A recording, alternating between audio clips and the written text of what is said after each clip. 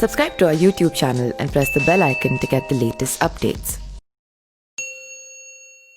हिंदू धर्म शास्त्रों में भगवान विष्णु की सवारी को गरुड़ के रूप में दिखाया जाता है। भगवान विष्णु का ये वाहन माना जाता है।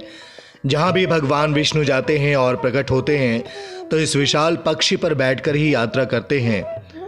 भगवान गरुड़ को विनायक, गरुत्मत, वैंतीय, नागांतक, विष्णुरथ, खगेश्वर, सुपर्ण और पन्नगाशन के नाम से भी जाना जाता है। गरुड़ को हिंदू धर्म के साथ ही बौद्ध धर्म में भी महत्वपूर्ण पक्षी माना गया है।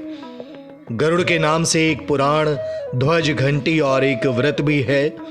महाभारत में गरुड़ ध्वज था। घर में रखे मंदिर में गरुड़ घंटी और मंदिर के शिखर पर गरुड़ ध्वज होता है। गरुड़ पुराण में मृत्यु के पहले और बाद की स्थिति के बारे में बताया गया है। हिंदू धर्म के अनुसार जब किसी के घर में किसी की मौत होती है तो गरुड़ पुराण का पाठ रखा जाता है। गरुड़ पक्षी की विशेषता है कि वो भारत का धार्मिक और अमेरिका का राष्ट्रीय पक्षी है। बड़े बड़े राजा महाराजा भी अपना प्रतीक चिन्ह गरुड़ ही रखा करते थे। गरुड़ इंडोनेशिया, थाईलैंड और मंगोलिया में भी सांस्कृतिक प्रतीक के रूप में लोकप्रिय है। इंडोनेशिया का तो राष्ट्रीय प्रतीक गरुड़ ही है। माना जाता है कि प्राचीन काल में गरुड़ की एक ऐसी ही प्रजाति थी जो काफी बुद्धिमान मानी जाती थी और उसका काम संदेश और व्यक्तियों को इधर से उधर ले जाना होता था। कहते हैं ये इतना विशालकाय पक्षी होता था जो कि अपनी चोंच से हाथी को उड़ाकर ले जाता था।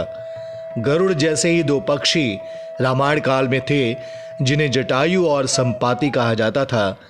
ये दोनों भी दंडकारण्य क्षेत्र में रहते और विचरण किया करते थे। गरुड़ का जन्म सतयुग में हुआ था, लेकिन वो त्रेता और द्वापर युग में भी देखे गए। दक्ष प्रजापति की विनिता या विंता नामक कन्या का विवाह कश्यप ऋषि के साथ हुआ था। विनिता ने प्रसव के दौरान 2 अंडे दिए। एक से अरुण का तो दूसरे से गरुड़ का जन्म हुआ। अरुण तो सूर्य के रथ के सारथी बन गए तो गरुड़ ने भगवान विष्णु का वाहन होना स्वीकार किया। संपाति और जटायु इन्हीं अरुण के पुत्र थे। चारों युगों में भगवान गरुड़ का वर्णन मिलता है। सतयुग में, त्रेता में, द्वापर में भी भगवान गरुड़ का वर्णन है। कलयुग में अभी फिलहाल कोई जिक्र नहीं है, पर हो सकता है कि किसी शास्त्र में लिखा हो पर उसे अभी तक समझा नहीं जा सका हो। माना जाता है कि गिद्धों की एक ऐसी प्रजाति थी जो बुद्धिमान मानी जाती थी। राम के काल में संपाति और जटायु की बहुत चर्चा होती है। ये दोनों भी दंडकारण्य क्षेत्र में रहते थे। खासकर मध्य प्रदेश, छत्तीसगढ़ में इनकी जाति के पक्षियों की संख्या बहुत अधिक थी। छत्तीसगढ़ के दंडकारण्य में गिद्धराज जटायु का मंदिर है। स्थानीय मान्यता के मुताबिक दंडकारण्य के आकाश में ही रावण और जटायु का युद्ध हुआ था और जटायु के कुछ अंग दंडकारण्य में आ गिरे थे। इसीलिए यहाँ इनका एक मंदिर भी बनाया गया है।